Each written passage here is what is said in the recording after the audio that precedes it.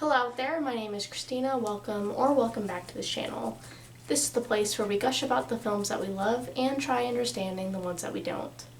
On today's agenda is the 2020 spy film entitled The Courier.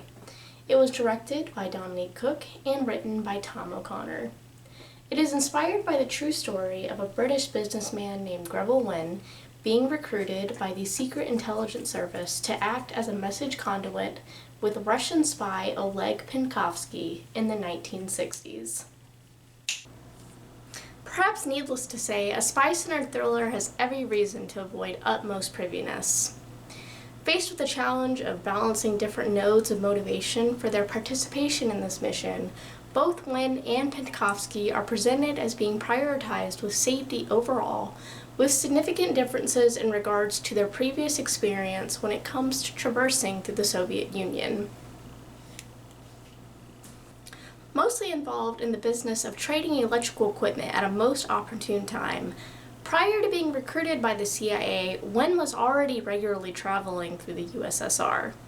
Why the Courier goes the extra mile in downplaying his familiarity with the area is a mystery, though it does provide some much-needed humor, except to say that all overseeing parties could not be sure at first whether or not Penkovsky's attempts at reaching out to them were sincere or if he could be trusted. Alternatively, represented as merely disillusioned by the USSR and its standing president Nikita Khrushchev, Penkovsky's motivation for becoming a double agent stretched far beyond this. Penkovsky had been previously disqualified from advancing above the rank of lieutenant because his father had served anti-Bolshevik causes in a military capacity. Subsequently, Penkovsky proposed the idea of advancing and acquiring significant military rank as an additional award to be gained from playing out the role of traitor on behalf of Great Britain and the United States. Much of what moves the Courier along is deserving of its own movie, supporting and antagonistic components alike. Emily Donovan is a fictional character in that she is a composite representation of many people Greville communicated with, but for very good reason, she gets distinguished as more than a certified side piece for the CIA, who is at the center of some of the more tense interactions throughout. Janet Chisholm, a woman that served in real life as an agent for MI6, assisted directly in the transportation of information Penkovsky was passing along anytime Wynne was unable to do so, citing her husband's diplomatic status as a reason to leave Moscow without issue following their collective arrest. Meanwhile, the KGB wasn't nearly as clueless or nearly as behind as the Courier suggests, albeit unintentionally for lack of time and attention. Having taken note of the fact that Penkovsky and Chisholm were meeting on a regular basis for approximately a year, they were trailed.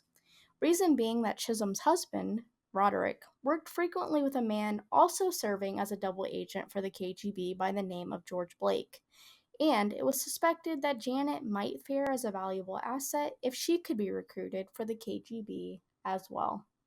In the same thread, Penkovsky and Wynne's separate experiences after being apprehended weren't without due process, in the form of a trial that the Courier does not mention whatsoever, or cooperation on their behalf. Completely unaware of what the other might reveal in the context of an interrogation, both men confessed to their own part of this espionage scheme, sparing little detail about their accomplices at length. Greville was subsequently sentenced to 8 years in prison, whereas Oleg was sentenced to death, though conflicting accounts exist regarding the manner in which he was executed.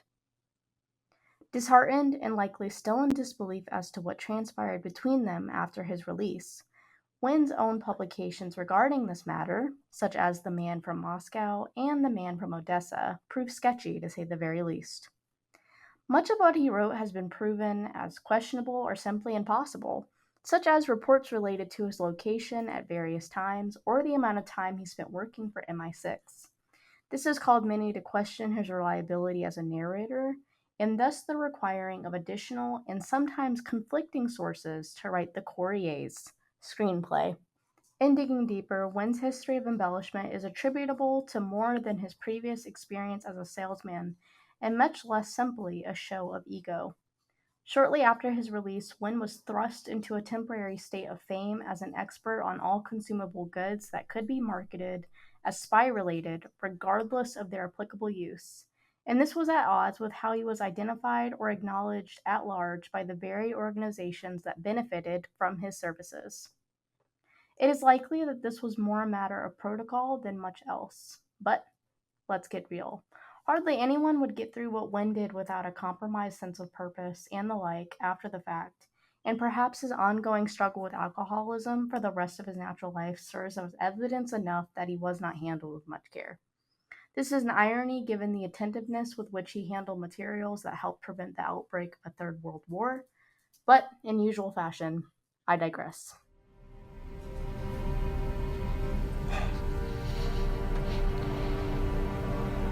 Greville, I thought I could make the world a safer place. But I failed. All this, betraying my country, my people, was for nothing. Alex.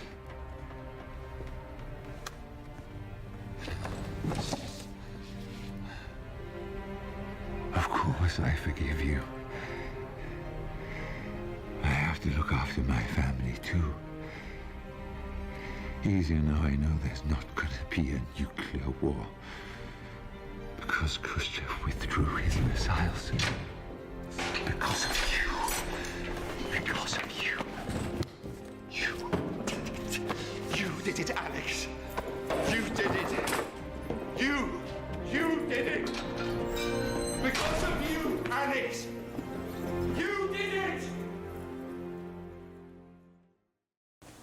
Well, the bad news, I guess, is that what turns out to be the Courier's most touching scene, one that involves a conversation taking place inside of a prison, is also the most dishonest in that it likely didn't happen at all. But what's most important is what all of these little white lies acknowledge in turn. In their free time, Greville and Oleg exposed one another to activities considered normal for them in their respective hometowns, instilled a sense of trust in one another that can't possibly be emulated in 2 hours' time, all the while lugging around the faith they had in the peace that their combined actions might inspire. In the same way, life isn't just about the baggage we are made responsible for, but who we carry it with.